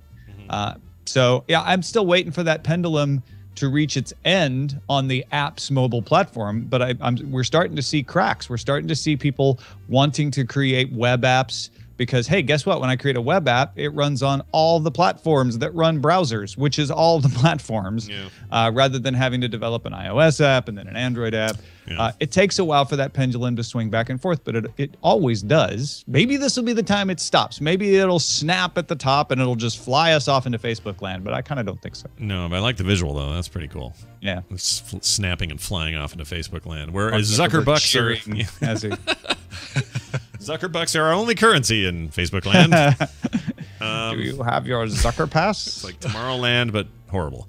Well, there you go. Later today, more of that. I'll be there. That and a whole bunch of more stuff at Daily Tech News Show with Tom Merritt. Anything else you'd like to mention? Well, one thing for anybody who is a fan of the Daily Tech News Show, and if you, a couple people have said, well, wait a minute, now that you got Scott on every Wednesday and Veronica's on Mondays and all these days, are you never going to have guests? No, we are definitely going to have guest hosts, and hopefully they'll be better guests because we can have people on who wouldn't, make a great full show guest reading headlines, etc., but are really experts in one particular area. Scott and I have been working on bringing on a woman from UCLA who's been working on something called NDN, which could fundamentally decentralize the entire internet, solve net neutrality, make our data more secure, and fix a lot of problems with the way the internet runs. Yeah. So we're going to talk to her in a couple of Wednesdays, I think near the end of the month. 27th, I think, is the day. Yeah, that's right. And 27th. again, that's going to be fascinating because it's a topic that at first, I mentioned this in an email, seems kind of overwhelming. You're like, whoa, wait, I don't get it, because we're so used to whatever we're used to. But you start digging in there and you're like, oh yeah, like there's some ideas here. So if that's the kind of stuff you love, I think, yeah, this format of having, Chucklehead Justin Robert Young there and then bring in somebody toward the end of that episode or the full thing or whatever that's got some really great expertise. What else do you want from your tech coverage? It's amazing. Yeah, and we'll still do, today Scott and I are just going to jaw about whatever we think is interesting too. We'll have that feeling as well. So sure. Anyway. It's good stuff. I'm excited. I'm excited about it. I am too. Thanks everybody who's been so nice about us joining and being a part of it. It's been great. Ace Detect on Twitter, of course, dailytechnewsshow.com, and may we all meet up there later today, 2:30 Mountain, and have a little fun. Till then, I'll be looking at some Phoenix pictures. Oh, man. Give us, let me hear the sound. I want to hear the sound. Brown Avenue in Scottsdale. That was amazing. All right, wow. Brian. It's like the Apple Viewmaster, all white like that. Right? That's what I thought. It didn't look like I swear, again. Either he heard the segment and ran to an attic and dug through a box. It must be, but he's like a magician. He is. Let's do some emails real quick here. They're brought to you by The Figures Sold Separately podcast with Matt, Ken, Renee, and Jimmy. Check them out each week as they cover the best in geek and nerd in the most hilarious and NSFW way possible. Get it on iTunes, your favorite podcasting app, or head on over to FSSpodcast.com. That sounds good to me. Hello, Scott and Brian. I think they left off the H, or maybe they didn't. I don't know. Says, this is Michael from Meridian, Idaho. I've been there. Been through Meridian. Meridian? I've also been through Meridian, Mississippi. I've been through two Meridians. Yeah. Both of the non-Meridian meridians. Right. I've also neither the prime nor the post, but you've the other meridians all taken care of. Yep, and it's likely I've crossed the meridian of my life. Think of that. Wow. I have never seen any Mad Max movies, he says. They were just before my time. Should I take the time to watch the first three? I have a really hard time watching 80s movies unless they're really good. Cheers, mate. Michael from Meridian. That's an interesting point. Skip the first one. Yeah, don't watch the first one. I would say if you're going to watch any of the three, and I would recommend you do watch the second one. If you're going to watch any of the three, watch Road Warrior, because there's such a visual a visual kaleidoscope that you get with that thing, with especially with the chase. It's the second half of the movie, basically. And it's what you're going to get with this new one. You're going to get that kind of treatment. It is, yeah. It's very clear. Those trailers, they just reek of Road Warrior, which is great. They really do, and they reek of the second half of Road Warrior. You don't see any dudes in a little fortress protecting their gas, their school bus, and their children in their little white Amish uniforms. But just walk away. Just walk away. There's a guy with really bad 80s hair there at the good guy place. Other than that, it doesn't feel very dated to me. It kind of holds up in that way. And I'm with Brian. That's the one to watch. If you enjoyed it, go ahead and watch Thunderdome. There's stuff in there. I think so. Where else you getting?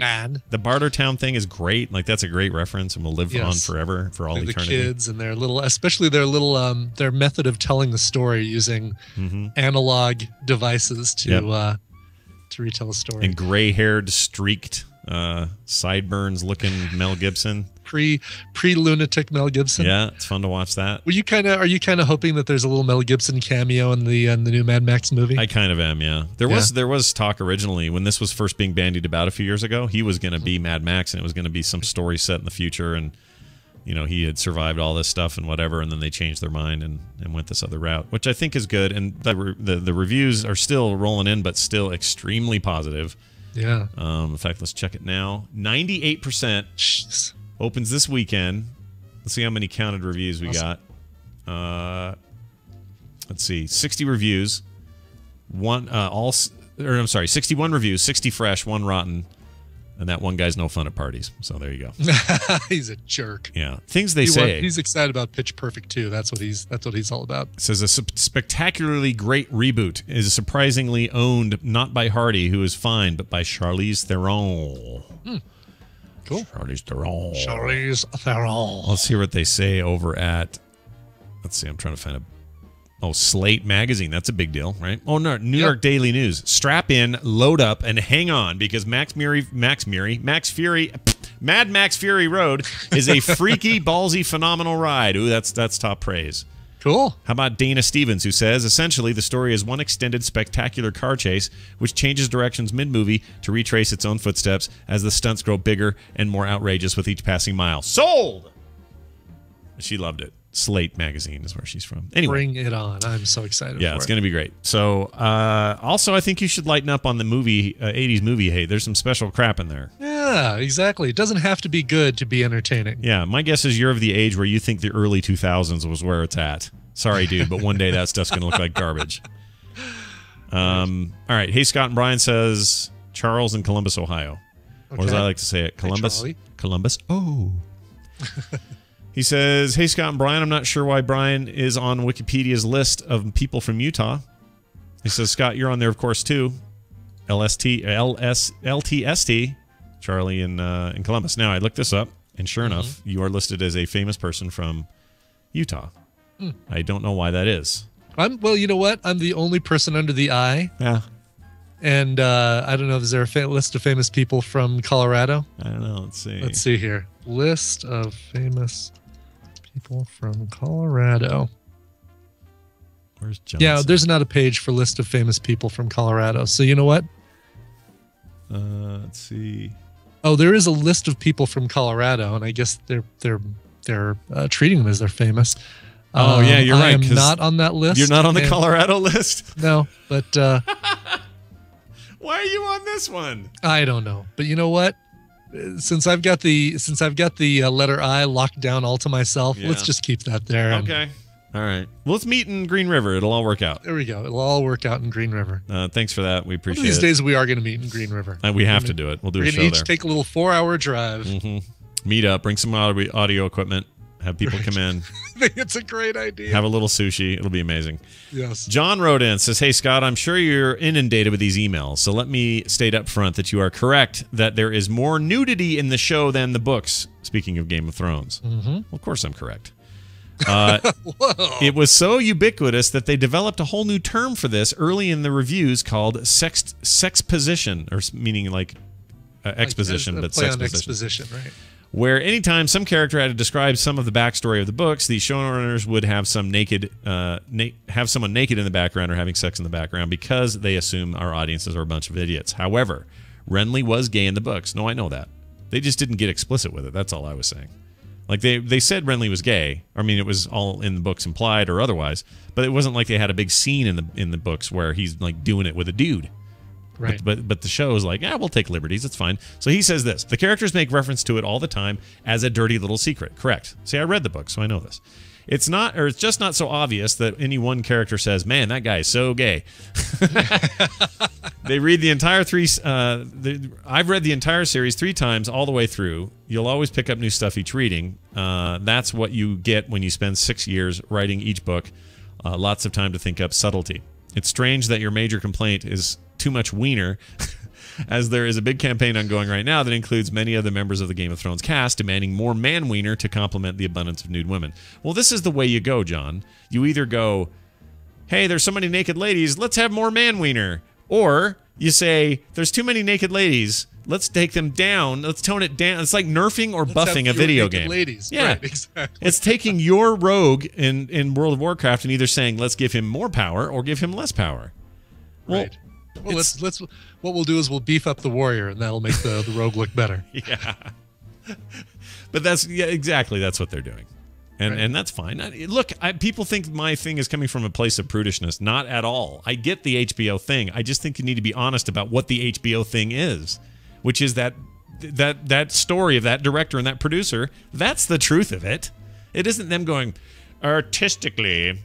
We need to show a man's penis.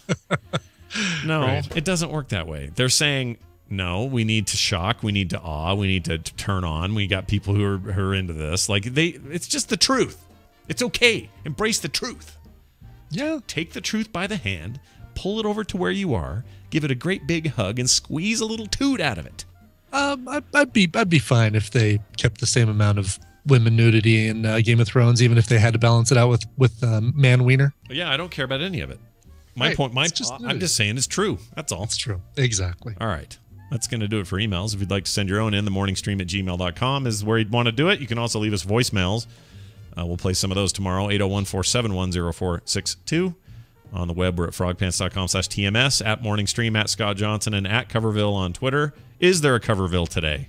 There is a Coverville today. You want to know who shares a birthday week? No. Who even shares a birthday day? No, it's not a birthday day. But who shares a birthday week?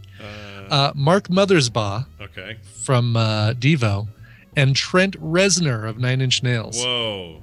You've whipped me good.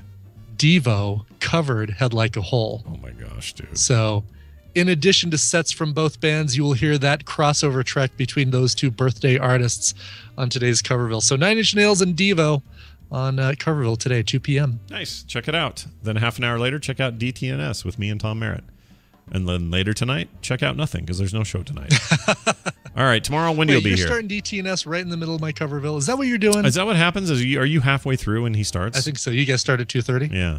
I think so. Mountain. That's all right. That's the way it goes. Sorry. Way it goes. Well, I'll get a little Coverville, and then I'll hop in there and do a little news, and then later I'll. That's why they're all available as podcasts, so you can go watch your DTNS and chat live with the boys there, and then go download the podcast to Coverville because there's nothing. You don't have to worry about live with Coverville. No, not at all. Live to hard drive, I always say. Exactly. Then go do your Heroes dailies. All right. Right. Yes. They do have dailies, That's fun. You told me yesterday. Yeah, and they're fun. They're not hard. They're not. I hate the Hearthstone ones because it's like I don't want to be forced to play a warrior. Like I don't want to play. What's his name? I said Gandalf. Who's the Garrosh? I don't want to play Garrosh. Yeah. Yeah. Garrosh the gray and the white. See, I've got decks that I've adapted from Hearthhead decks for each of the different. Or most of the different classes. So those I don't mind, but it's just the slog of saying, hey, win 5 battles with Rogue. It's like, oh, I don't want to play 5 games. I just want to get in there, play a game, a Yeah. couple games. Yeah. But I know there's something different when Hero says play 3 games with a StarCraft hero or heroes. Like you can mix it up and play 3 separate games with 3 different StarCraft heroes. Fine. Right. You can bust those out quick too. No problem. And it gives you quests based on what you already have as characters or that are in the free to play rotation. So nice. It's not like you got to go, oh, I have to get this quest, I got to go buy a StarCraft character. You don't have to do that at all. Anyway. Nice. I love that game. Have I said that enough? Probably. You may have mentioned it once or twice. We're going to do a big tournament. I'll let people know details soon. We're going to try to get some prizes. Going to get Blizzard involved if they'll have us. I'm very excited. All right. Cool. Let's get the hell out of here with some song and drink. Okay? Go. All right. Hey there, Scott and Brian, writes Stefan Lindquist. The 14th of May is one of my oldest friends, Henrik's birthday. Due to the distance between Stockholm and Malmo, we don't see each other all that much anymore, but every time we do, we have a great time. Henrik loves to travel, and he's been all over the world. This summer, I'm joining him on his travels, and the destination will be the USA. We will, of